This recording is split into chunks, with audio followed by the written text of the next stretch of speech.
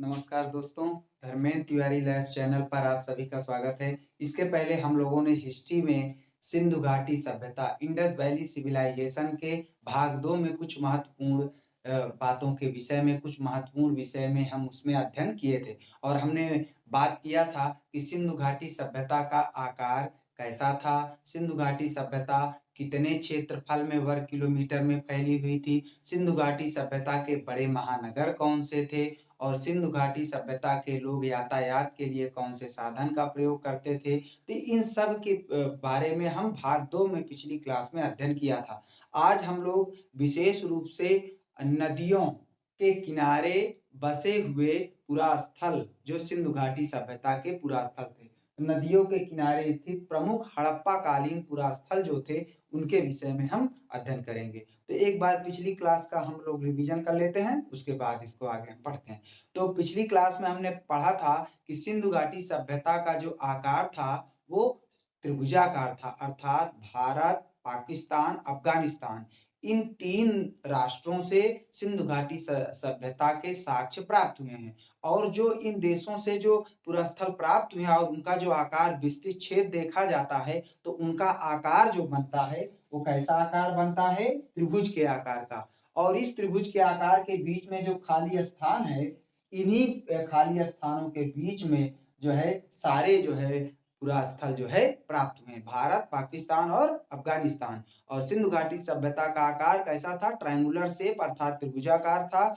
और ये जो बीच में खाली स्थान है, इसका जो प्रसार क्षेत्र था वो कितना था? 12,99,600 वर्ग किलोमीटर, अर्थात सिंधु घाटी सभ्यता 12,99,600 वर्ग किलोमीटर में क्या थी? फैली हुई थी। सिंधु घाटी सभ्यता के जो बड़े नगर, परिपक्व बड़े नगर की संज्ञा दी जाती है, तो मैंने बताया था सबसे बड़ा नगर राखीगढ़ी। पहले मोहनजोदड़ो को माना जाता था, जब राखीगढ़ी के और प्रसार क्षेत्र के बारे में पता चला और खुदाई हुई, उत्खनन का कार्य हुआ, तो पता चला कि मोहनजोदड़ो से भी बड़ा पुरास्थल जो था वो राखीगढ़ी था। तो अब वर्तमान 2015 में सबसे बड़ा पुरास्थल किसे माना जाता है? पहले राखीगढ़ी, उसके बाद मोहनजोदड़ो, फिर उसके बाद मोहनजोदड़ो के बाद हड़प्पा, फिर उसके बाद राखी, मोहन, हड़गड़, गडेरी वाला या गढ़वारी वाला पाकिस्तान में है, और फिर धौलावीरा और कालीबंगन। ये 6 बड़े महानगर की संज्ञा दी और ये क्रम है।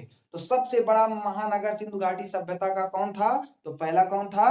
राखीगढ़ी, और दूसरा मोहनजोदड़ो, तीसरा हड़प्पा, और चौथा गढ़वारी वाला या गणेरी वाला, पांचवा धौलावीरा और छठा कालीबंगन। तो इस तरीके से हमने ट्रिक भी बताया था, राखी, मोहन, हड़गड़, धौला, काली।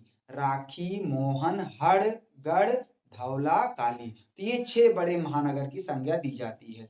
लेकिन 2015 से पहले जो बड़े महानगर में आते थे, तो इसका ट्रिक ऐसे बन जाएगा, मोहन, हड़गड़, राखी, धौला, काली। मोहन, हड़गड़, राखी, धौला, काली। मोहनजोदड़ो, हड़प्पा, कालीबंगन, है ना, राखीगढ़ी, कालीबंगन, गढ़वारी वाला, ये सारे जो है पुरास्थल 2015 से। केवल राखीगढ़ी आगे आ गया, है ना, 2015 में बड़े महानगर, और क्रम वही है। तो इस तरीके से इसके बारे में हमने पिछली क्लास में बहुत ही स्पष्ट तरीके से अध्ययन किया था। और क्या कहते हैं, हड़प्पा सभ्यता के लोग यातायात के लिए किस प्रकार के साधन का प्रयोग करते थे? तो 2 पहिया या 4 पहिया बैलगाड़ी या भैंसा गाड़ी का प्रयोग करते थे। सर्वप्रथम स्वास्तिक की देन किसकी है? हड़प्पा वासी। हड़प्पा वासियों ने सर्वप्रथम स्वास्तिक का प्रयोग किया करते थे। हड़प्पा का प्रशासन कैसा था? तो मात्र सत्तात्मक था, अर्थात घर के परिवार की मुखिया महिला हुआ करती थी और महिला के नाम से ही परिवार के सदस्यों या पुत्र या पुत्रियों को नाम से जाना जाता था। तो मुखिया कौन हुआ करता था? महिला हुआ करती थी, अर्थात प्रशासन जो सत्ता थी, समाज था, कैसा था? मात्र सत्तात्मक था। और जो हड़प्पा कालीन के जो लोग थे, वो कैसे व्यापार किस तरीके से? एक स्थान से दूसरे स्थान पर जाने के लिए दूर-दूर से व्यापार किया करते थे। हड़प्पा वासी व्यापार भी किया करते थे और दूर-दूर क्षेत्रों तक, मेसोपोटामिया की सभ्यता तक, ईरान, इराक, यहाँ से मेसोपोटामिया, और जो है ये क्या कहते हैं, इन सब क्षेत्रों से फारस, फारस जिसे ईरान कहते हैं, मेसोपोटामिया इराक को कहते हैं, तो इन देशों से सिंधु घाटी सभ्यता के जो है व्यापार के क्षेत्र फैले हुए थे। सिंधु घाटी सभ्यता में जो महत्वपूर्ण बातें थी, तो वो महत्वपूर्ण बात ये थी कि सिंधु घाटी सभ्यता के लोग जो है कैसे थे? शहरी थे, ग्रामीण नहीं थे। सिंधु घाटी सभ्यता कैसी सभ्यता थी? शहरी सभ्यता थी, नगरीय सभ्यता थी, ठीक है ना? तो और सिंधु घाटी सभ्यता के लोग जो है कहीं-कहीं पर हड़प्पा जो पूरा स्थल है वहाँ से मज़दूरों के प्राप्त है, वहाँ मज़दूरों के जो है साक्ष्य प्राप्त है कि वहाँ पर मज़दूर वर्ग के लोग जो है हड़प्पा में निवास किया करते थे। और सर्वाधिक सबसे पहले जिस पुरा स्थल की खुदाई हुई कौन था? हड़प्पा पुरा स्थल था। हड़प्पा पुरा स्थल था जो पाकिस्तान में है, तो हड़प्पा पुरा स्थल। एक बात और आप लोग जान लीजिए, मोहनजोदड़ो का मतलब होता है मृतकों का टीला। मोहनजोदड़ो, मृतकों का टीला। मोहनजोदड़ो का मतलब क्या होता है? मृतकों का टीला, अर्थात मोहनजोदड़ो नामक पुरा स्थल से मृतकों के बहुत बड़े जो है एक समूह का पता चला, उस पर बहुत सारे हड्डियां कंकाल प्राप्त हुए,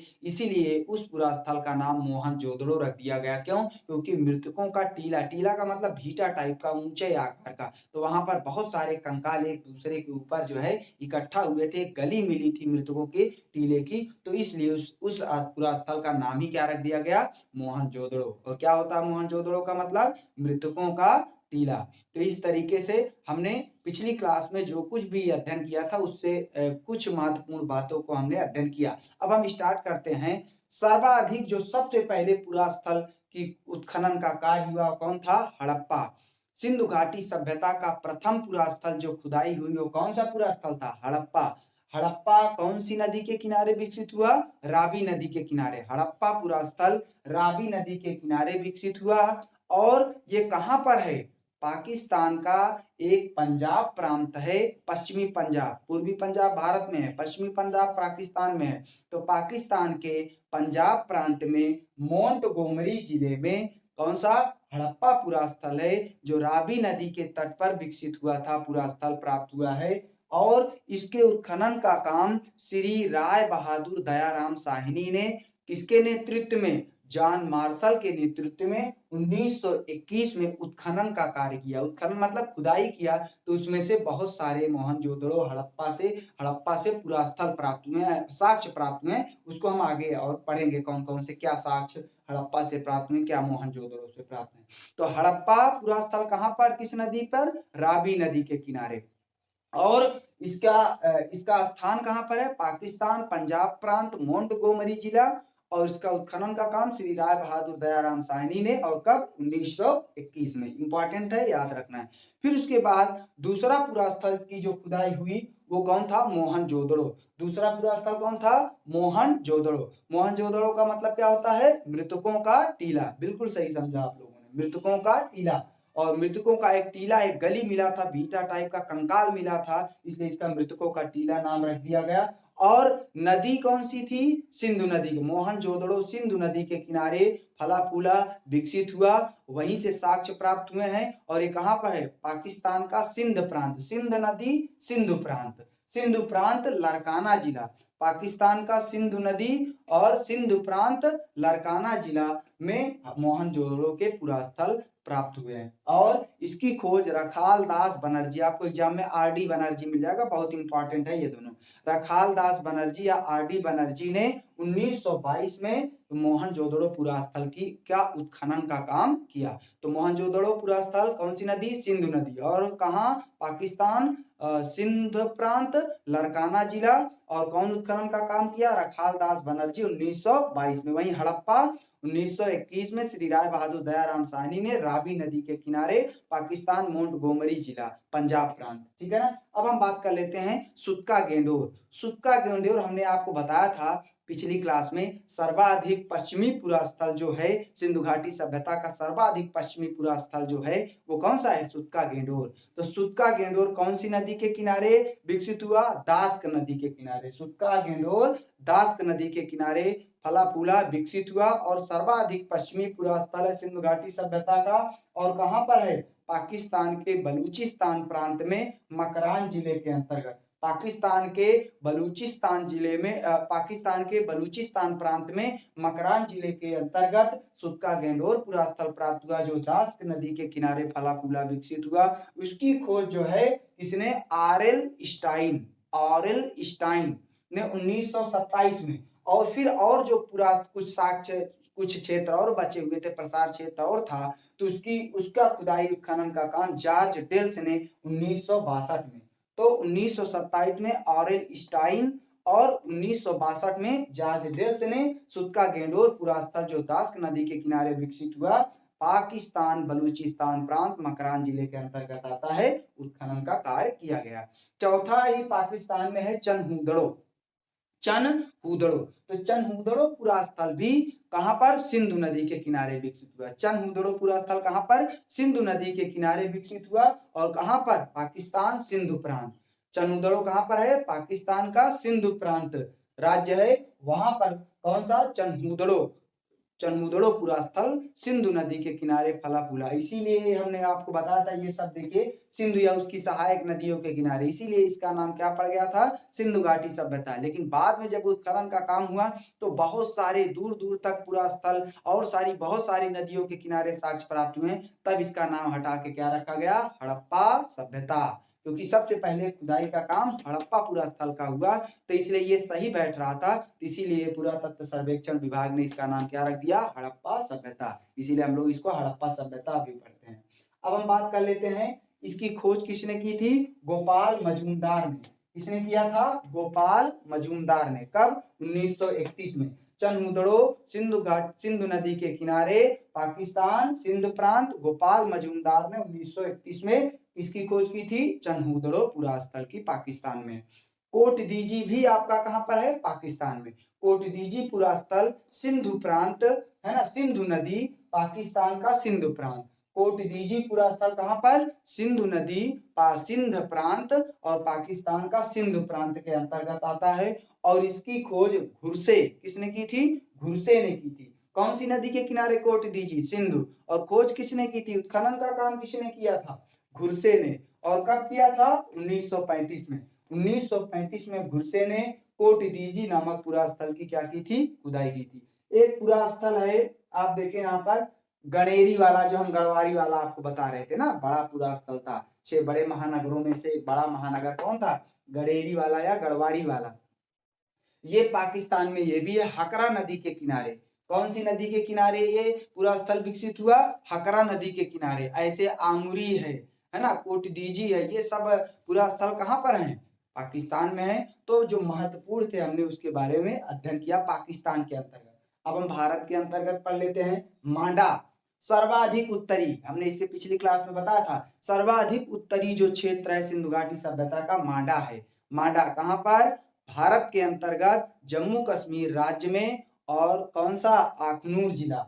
तो कौन सी नदी? चिनाब नदी। मांडा पुरास्थल चिनाब नदी के किनारे भारत देश में कौन सा? जम्मू कश्मीर राज्य के अंतर्गत अखनूर जिले में क्या हुआ? फला फूला, विकसित हुआ, और इसकी खोज जेपी जोशी ने, जेपी जगपति जोशी, जेपी जोशी क्या बोलेंगे? जगपति जोशी, जेपी जोशी ने 1976 से 1977 में कौन से पुरास्थल की खोज की? मांडा पुरास्थल की। तो मांडा पुरास्थल सर्वाधिक पश्चिमी सर्वाधिक उत्तरी पुरास्थल है, जिसकी खोज किसने किया था? जगपति जोशी ने 1976 से 1977 में। तो मांडा पुरास्थल कौन सी नदी के किनारे विकसित हुआ? चिनाब नदी के किनारे। अब हम बात करते हैं कौन सा? रोपड़। रोपड़, रोपड़ कहां पर है? और कौन सी? सतलज नदी। पंजाब में कौन सी नदी? 5 नदियों का है पंजाब क्षेत्र, इसीलिए उसका नाम पंज, 5 और आब मतलब नदी। तो पंजाब रोपड़ नदी, रोपड़ पुरास्थल कहां पर? सतलज नदी। रोपड़ पुरास्थल सतलज नदी के किनारे विकसित हुआ, भारत में पंजाब प्रांत के अंतर्गत रोपड़ जिले में ये रोपड़ पुरास्थल प्राप्त हुआ है। और इसकी खुदाई उत्खनन का काम जो किया था यज्ञदत्त शर्मा ने। यज्ञदत्त शर्मा ने किसने किया था? यज्ञदत्त, इंग्लिश शॉर्ट फॉर्म में वाईडी शर्मा, यज्ञदत्त शर्मा ने 1935 में। 1935 में यज्ञदत्त शर्मा ने किसकी खुदाई का काम, उत्खनन का काम किया? रोपड़ नामक पुरास्थल जो पंजाब में है, सतलज नदी के किनारे विकसित हुआ। अब हम बात करते हैं कालीबंगा। काली का मतलब होता है काला, ब्लैक, और बंगन का मतलब होता है चूड़ी। तो वहां पर काली चूड़ियों के बहुत सारे साक्ष्य प्राप्त हुए। वहां पर चूड़ियों के कारखाने थे, तो वहां पर बहुत सारे चूड़ियों के, काली चूड़ियों के साक्ष्य प्राप्त हुए, इसलिए उस पूरा स्थल का नाम क्या रख दिया गया? कालीबंगा। कालीबंगा का मतलब काली चूड़ियां। तो वहां पर काली चूड़ियों के कारखाने थे, बहुत सारी काली चूड़ियों के साक्ष्य प्राप्त हुए, इसलिए उसका नाम क्या रख दिया गया? कालीबंगा। और कालीबंगा पूरा स्थल जो विकसित हुआ घग्गर नदी के किनारे। कालीबंगा घग्गर नदी के किनारे भारत में कौन से राज्य? राजस्थान। भारत में राजस्थान राज्य के अंतर्गत खेतड़ी जिले में घग्गर नदी के किनारे कालीबंगा पूरा स्थल क्या हुआ? विकसित हुआ, जिसके उत्खनन का काम बीपी लाल तथा बीके थापर ने, किसने? बीपी लाल और बीके थापर ने उत्खनन का काम किया था। किसका? कालीबंगा का। बहुत इंपॉर्टेंट है। कालीबंगा कौन सी नदी? घग्गर नदी के किनारे। और किसने उत्खनन का काम किया? किसने किया? बीपी लाल और बीके थापर ने। और कब किया? 1953 में। बीपी लाल और बीके थापर ने कब उत्खनन का काम किया? 1953 में। किसका उत्खनन का काम किया? इसका कालीबंगा या कालीबंगन। कहां पर है? राजस्थान खेतड़ी। राजस्थान खेतड़ी जिला कौन सी नदी के किनारे? घग्गर नदी के किनारे। स्पष्ट तरीके से अब हम बात करते हैं सर्वाधिक पूर्वी पूरा स्थल आलमगीरपुर। पढ़ाए थे। सर्वाधिक पूर्वी पूरा स्थल जो था वो कौन था? आलमगीरपुर। कहां पर है? भारत में उत्तर प्रदेश राज्य। कौन सा जिला? मेरठ जिला। भारत में उत्तर प्रदेश राज्य मेरठ जिले के अंतर्गत आलमगीरपुर पूरा स्थल प्राप्त हुआ, जो सर्वाधिक सिंधु घाटी सभ्यता का सर्वाधिक पूर्वी पूरा स्थल था, उसका साक्ष्य प्राप्त हुआ और हिंडन नदी के किनारे विकसित हुआ। आलमगीरपुर पूरा स्थल कौन सी नदी के किनारे? हिंडन नदी के किनारे विकसित हुआ। भारत में उत्तर प्रदेश राज्य मेरठ जिला। यज्ञदत्त शर्मा ने खोज किया। किसने किया? यज्ञदत्त शर्मा ने। कब? 1958 में। यज्ञदत्त शर्मा ने 1958 में किसकी खोज की? आलमगीरपुर पूरा स्थल का उत्खनन का काम किया। और कौन सी नदी के किनारे? हिंडन नदी के किनारे। कौन से राज्य में? उत्तर प्रदेश। कौन सा जिला? मेरठ जिला। इस तरीके से आपको पढ़ना है। अब हम बात करते हैं बनमाली या बनावली। बनमाली या बनावली। तो देखिए, अगर नहीं याद है तो बन अड़ा आ रहा है ना, तो हरियाणा। बनमाली बनावली। तो बनमाली या बनावली जो है ये कौन सी नदी के किनारे विकसित हुआ? रंगोई नदी। बनमाली या बनावली कौन सी नदी के किनारे? रंगोई नदी के किनारे विकसित हुआ। और भारत में हरियाणा राज्य के अंतर्गत हिसार जिले में, भारत के हरियाणा राज्य में हिसार जिले के अंतर्गत ये जो बनमाली या बनावली पूरा स्थल के उत्खनन का काम हुआ। और ये रविंद्र सिंह बिष्ट ने, किसने? आर.एस. बिष्ट, रविंद्र सिंह बिष्ट ने 1973 में, है ना, इसकी उत्खनन का काम किया। बनावली या बनमाली। बनावली या बनमाली पूरा स्थल कहां पर है? तो भारत में हरियाणा राज्य के अंतर्गत हिसार जिले में। कौन सी नदी के किनारे विकसित हुआ?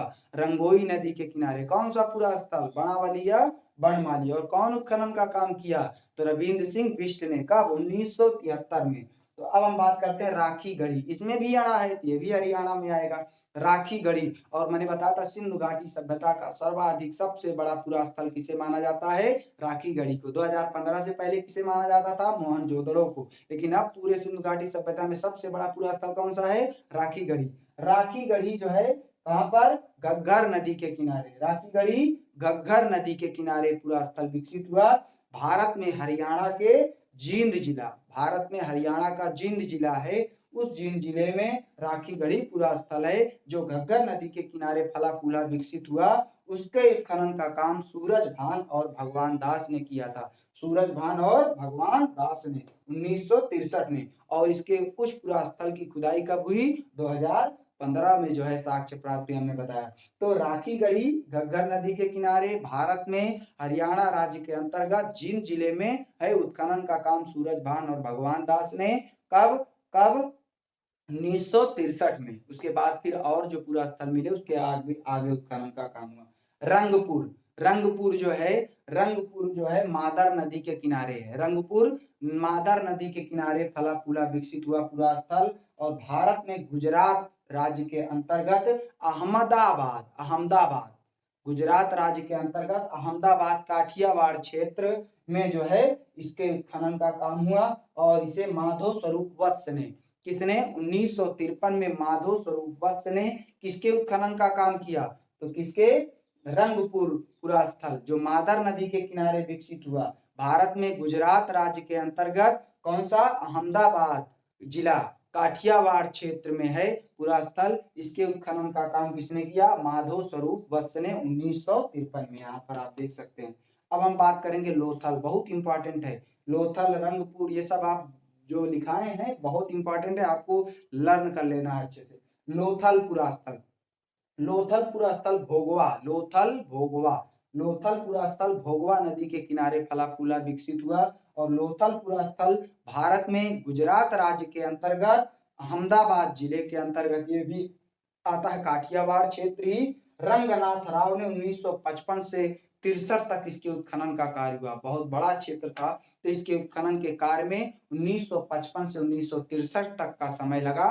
कौन से पूरा स्थल की खुदाई में, लोथल, लोथल बंदरगाह जो है बंदरगाह वाला पूरा स्थल था। लोथल पूरा स्थल से पता चला कि ये बंदरगाह वाले शहर पूरा स्थल थे, अर्थात पत्तन शहर था। यहाँ से डाक यार्ड, गोदीवाड़ा, इन सबके प्रमाण प्राप्त हुए। यहाँ पर बड़ी बड़ी शिपों की मरम्मत होती थी। कहाँ पर, लोथल। तो लोथल सिंधु घाटी सभ्यता का पत्तन शहर या बंदरगाह शहर था, जहां से शिपों की मरम्मत या व्यापार के लिए एक स्थान से दूसरे स्थान पर जाया जाता था, शिप से, जहाज से, पानी वाली।